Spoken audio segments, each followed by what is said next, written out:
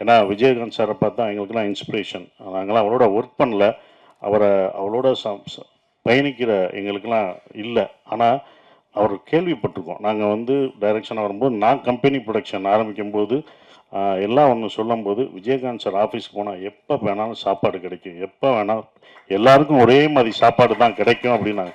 அப்போ நான் என் கம்பெனியில் சொன்னேன், சார் ஆஃபீஸில் எப்படி இருந்தாலும் இத்தனை வருஷத்துக்கு அப்புறம் இந்த ஜென்ரேஷனுக்கும் அடுத்த ஜென்ரேஷனுக்கும் அவர் சாப்பாடு போட்டது இன்னும் வந்துட்டு இருக்கு பார்த்தீங்களா, அது தொடருதுன்னா பாருங்கள் எவ்வளோ இதாக இருக்குது. இதை நம்ம பண்ணணும்னு சொல்லி அவர் எனக்கு இன்ஸ்பிரேஷனாக அந்த இதில் இருந்தார்.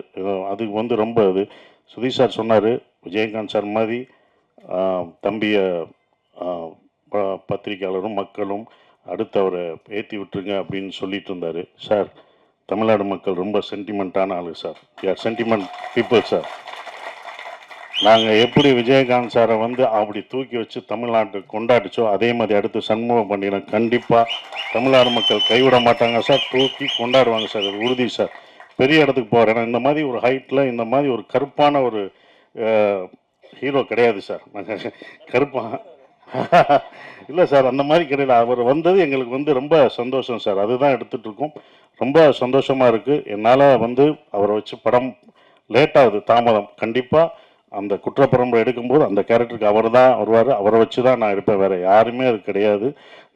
நாங்கள் வச்ச விதை வளர்ந்துருக்கு. இத்தனை பேர் நாங்கள் அந்த அவரால் பயன்படுத்த அதை அறுவடை பண்ணுறோம். இந்த படம் கண்டிப்பாக படைத்தலைவன் பெரிய வெற்றி அடையும். அது அன்புக்கும் ப்ரொடியூசர் எல்லாருக்கும் என்னுடைய வாழ்த்துக்கள்.